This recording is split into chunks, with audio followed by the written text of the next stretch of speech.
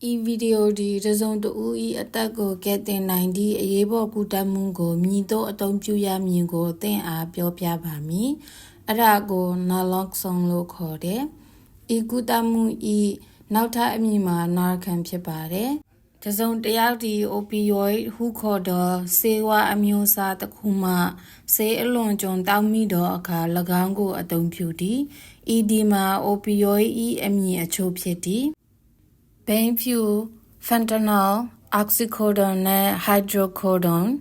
ဆေးအလွန်ကျွံတောက်ခြင်းသည်တစ်စုံတစ်ယောက်ဒီ opioid အများအပြားကိုတောက်မိသောအခါဖြစ်သည်။ opioid ကိုဆေးပညာအရာ၎င်းတို့ဒီမေ့စေအပါဝင်နာကျင်မှုတက်တာစေရန်အဓိကအသုံးပြုကြပြီးအလွန်ဆွဲနိုင်သည်အကယ်၍တစ်စုံတစ်ယောက်ဒီဆေးအလွန်ကျွံတောက်မိပါက၎င်းတို့၏အရေးပြားဒီ AB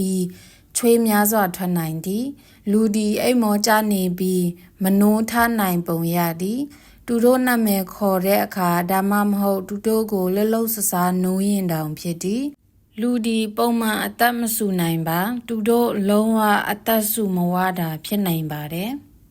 သူတို့ရဲ့လက်ချောင်းထိပ်အောင်မှအရေးပြသို့မဟုတ်သူတို့၏နှကမ်းများသည်အပြာခရမ်းရောင်သို့မဟုတ်မီးခိုးရောင်ဖြစ်နိုင်သည်ဤအရာအလုံးဒီ opioid ဆေးအလွန်ကျွံတောက်ခြင်း၏ဖြစ်နိုင်ခြေရှိသောလက္ခဏာများဖြစ်သည်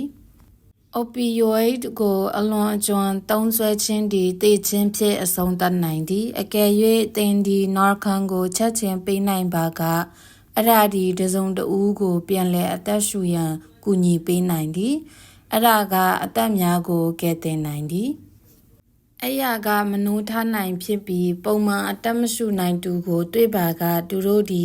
opioid ဆေးအလွန်အကျွံတောက်ခြင်းဖြစ်နိုင်သည်911ကိုချက်ချင်းဖုန်းဆက်တင်ပါတယ်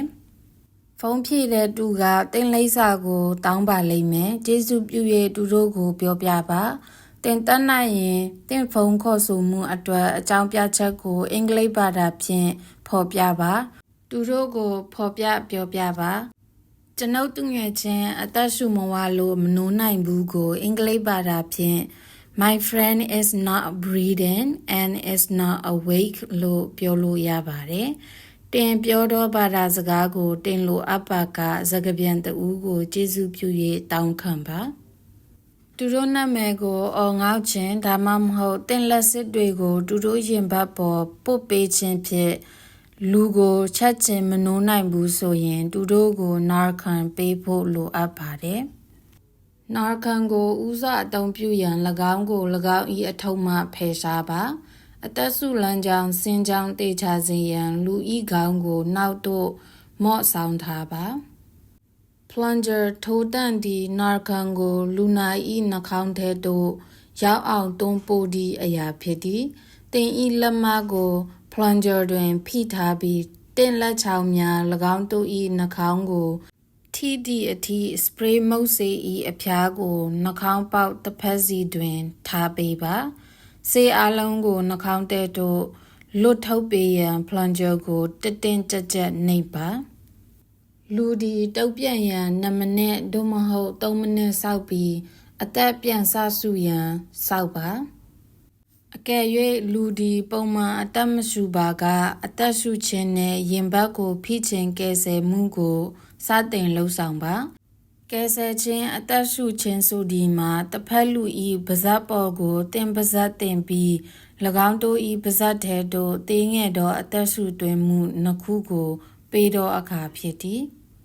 လူဤခေါင်းကိုနောက်သို့ဆောင်ပြီးမင်းစေးကိုအနှဲငယ်မော့ပေးပါအသက်ရှူလမ်းကြောင်းစင်ကြောင်းတေချပါစေအသက်ရှူကယ်ဆယ်မှုနှစ်ချက်ပေးပါရင်ဘတ်မြင့်တက်လာတာကိုကြည့်ပါပြီးရင်ရင်ဘတ်ကိုဖိပြီးအကြိမ်30ဖိနှိပ်ပေးပါ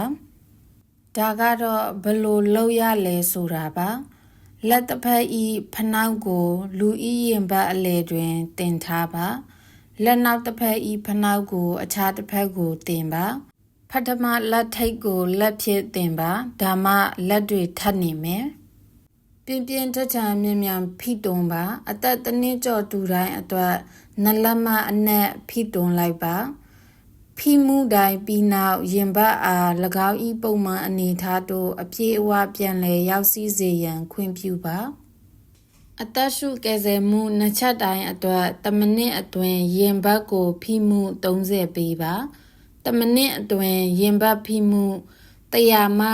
120ကြားပေးသင့်သည်ညီမြလှုပ်ဆောင်ခဲ့သည်ကိုတိရန်အချို့သောသူများသည်အတန်ကြဲကြဲဖြင့်ရေတွက်ကြသည်အကယ်၍လူသည်အသက်မရှုသေးပါကနှာခေါင်းပေါက်များပြောင်းပြီးNarcan ၏အခြားကွန်တိန်နာဘူးကိုသုံးပါလူဒီမလှုပ်ရှားမခြင်းသို့မဟုတ်လူနာတင်ရင်ရောက်လာသည့်အထိကယ်ဆယ်ရေးအသက်ရှုခြင်းနှင့်ရင်ဘတ်ဖိခြင်းကြားတွင်ဆက်၍ပြောင်းပြီးလှုပ်ပေးပါအကယ်၍လူဒီဆေးအလွန်အကျွံတောက်ပြီးနောက်နူလာပါကသူတို့ဒီဇဝေဇဝါစိတ်ရှုပ်ထွေးပြီးဘာဖြစ်သွားသည်ကိုမသိနိုင်ပေတခါတရံNarcan ၏အနီးတင်များသည်မိနစ်30ခန့်သာကြာတတ်သည်ဆိုလိုဒီမှာထိုလူဒီဆေးအလွန်အကျွံထပ်မံဖြစ်ရန်အခွင့်အလမ်းရှိနေစေဟုဆိုလိုသည်လူဒီတတိထပ်မံမေ့သွားပါကသူတို့ကိုNarcanနောက်ထပ်ပေးပြီးရင်ဘတ်ကိုဖိပြီးအသက်ရှုကယ်ဆယ်မှုကိုလုပ်ပါတင်တို့မဟုတ်တင်တိတော်တစုံတယောက်ဒီ opioid ဆေးများနဲ့ရုန်းကန်နေရပါကတင်ဒီ